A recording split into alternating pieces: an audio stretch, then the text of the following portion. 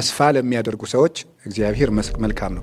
ተስፋ የሚያደርጉ ሰዎች ማወቅ ያለባቸው ምንድን ነው? በተስፋ ደስ አለን። አሁን ደግሞ ተስፋ ያላቸው ሰዎች ሁልጊዜም በእግዚአብሔር መልካምነት ላይ የቆሙ ናቸው እና እግዚአብሔር መልካም ነው።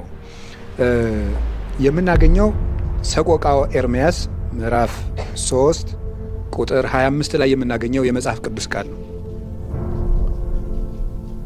አንዳንድ ዘሩን ወደ በዛርጎ የመክፈል የመጭመቅ አካሄድ ስላለ አንዳንድ ቦታ ላይ አማርኛው ላይ ቁጥር 22 ሆኖ ልታገኙ ትችላላችሁ። ሰቆቃወ ኤርምያስ ምዕራፍ 3 ቁጥር 25። ኤርምያስ ማለት ምን ይላል?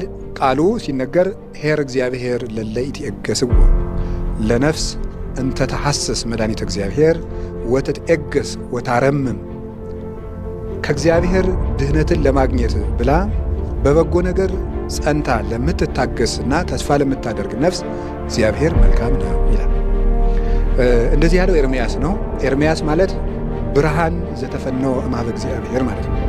ከእግዚአብሔር የተላከ ብርሃን ማለት ነው። መስታወት ማለትም ነው። ብርሃን ማለት ነው። ነቢዩ ኤርምያስ እስራኤል በተማረኩ ጊዜ የነበረና ከመማረካቸው በፊት ቀድሞ ያስተማረ የእስራኤል ነቢይ ነው። ፍጹም ንጹሕ ሰው ነው። በብሉይ ኪዳን ከነበሩ ቅዱሳን በድንግልናው የሚስተካከለው የሌለ ፍጹም ንጹሕ አባት ነበር።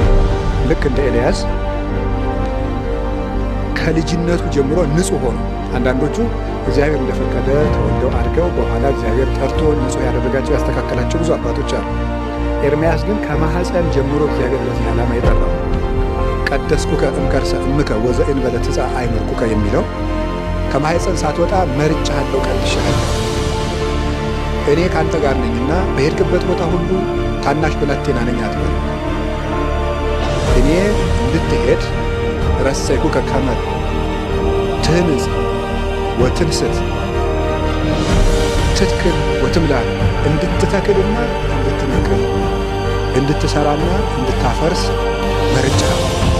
እኔ ካንተ ጋር ነኝና ብላቴና ነኝ፣ በዕድሜ ልጅ ነኝ አትበል ብሎ እግዚአብሔር የላከው በሕፃንነቱ የተጠራ ፍጹም ንጹሕ ንጽሐ ጠባይ ያላደፈበት በእናቱ ማኅፀን ጀምሮ መንፈስ ቅዱስ የቀደሰውና የለየው ፍጹም ነቢይ ነበር። ነቢዩ ኤርምያስ ነገሥታትን ሳይፈራ የገሰጸ ፍጹም ነቢይ ነው።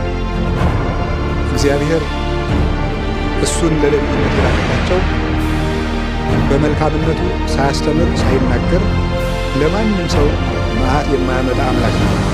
እንግዲህ የእግዚአብሔር ሰዎች እንደምታውቁት የዚህ ዓለም ነገሥታት ወይም በዚህ ዓለም ያሉ ተሾመው የሚኖሩ ሰዎች ምክንያት ፈልገው ሰውን ይጣላሉ። ወይም በዚህ ዓለም ያሉ ባለሥልጣናት ሰዎችን የሚያጠምዱበትን ቀዳዳ ነው የሚፈልጉ። እግዚአብሔር ደግሞ ሰዎችን የሚያድንበትን ቀዳዳ ነው የሚፈልጉ። ልዩነቱ ይሄ ነው።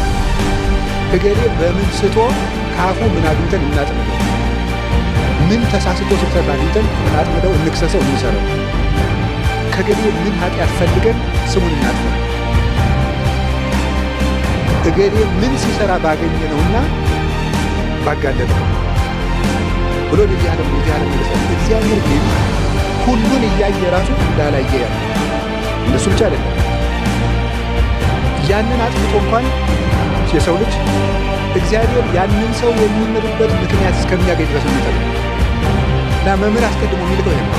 አሁን በኤርምያስ እግዚአብሔር አስተማራ ይባላል፣ ተለማመጠ፣ በደንብ ነው የለመናቸው። እንዲህ ይሆናል፣ እባካችሁ ተው፣ እንዲህ ይሆናል ቢሉ ተዋል። ኧረ ተው ወገኖች እስራኤል አትርሱኝ አለ እግዚአብሔር። ትንቢተ ኤርምያስ ምዕራፍ 2 ቁጥር 28 እስከ 33 ላይ ደረገራቸው። ትረስዕኑ መራት ሰርጓ፣ ሙሽራ ጌጧን ትረሳለች ወይ? እንግዲህ አንዲት ሴት የሰርግ ቀን እያላት የምታጌጥበትን ነገር ትተዋለች ወይ? የሰርግ ልብሷን ትታ ሰርግ ትጠብቃለች ወይ? ክብሯ የሰርግ ልብሷ ነው። ወገኖች እስራኤል ግን እኔን ለማይቆጠር ወራት ረስተውኛል ይላል። ስለምን እኔን ተዋችሁኝ? ሲናገር ደግሞ ምንድን ነው?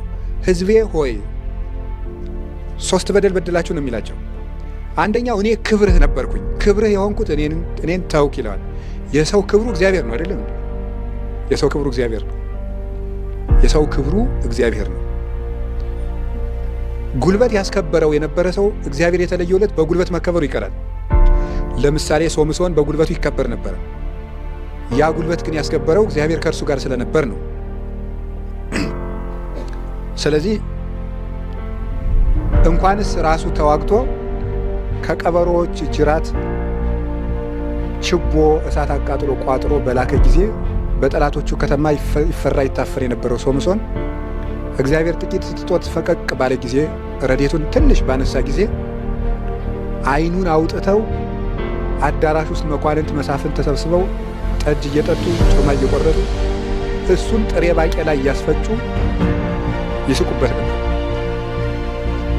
ተጎንብሶ መጥቶ እስኪ እና አዳራሹ ውስጥ ዝፈንልኝ እያሉት ወደ እነሱ ሲመጣ ምሰሶ ይዞ ለመስፈን ሲመጣ ወዲህ ሲሄድ ምሰሶ እየገጨ ወዲያ ሲሄድ ሲወድቅ ሲደናበር መሳቂያ ሆኖ ነበር። እግዚአብሔር በአንዲት ጠጠር ጎልያድን በመግደል ያስከበረው ዳዊት ረድኤቱን ባነሳ ጊዜ አንድ የውሻ ሬሳ የመሰልክ ተብሎ ተሰድቧል። ዳዊት እልፍ ገደለ፣ ሳኦል 1000 ገደለ ተብሎ እንዳልተዘመረለት እግዚአብሔር ግን በተቆጣ ጊዜ የገዛ ልጁ እያሳደደው አንድ ተራ ሰው ሰድቦታል። አንድ ጭንጋፍ ብሎታል። ዳዊት ስሙ በተጠራበት ይፈራ ይታፈር የነበረው ዳዊት ነው። የሰው ልጅ ክብሩ እግዚአብሔር ነው። እውነቴን ነው፣ ሌላ አይደለም። በሄደበት ሁሉ መታፈር፣ መፈራት፣ ግርማን የሚሰጥ እግዚአብሔር ነው። እግዚአብሔር ሲኖር ሰው ብቻውን ይፈራል።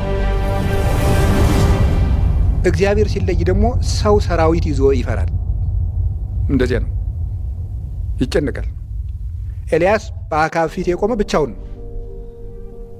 ኤልያስን ሊገድል አክዓብ ሲፈልገው ከርሟል 3 ዓመት። ኤልያስ አገኘው። አንተኑ ዘትገፈትኦሙ ለእስራኤል አለው። እስራኤልን የረጅም አጭር፣ የወፍራም ቀጭን፣ የቀይ ጥቁር የምታደርጋቸው በረሃብ አለንጋ የምትገለባብጣቸው ኤልያስ አንተ ነህ አለው።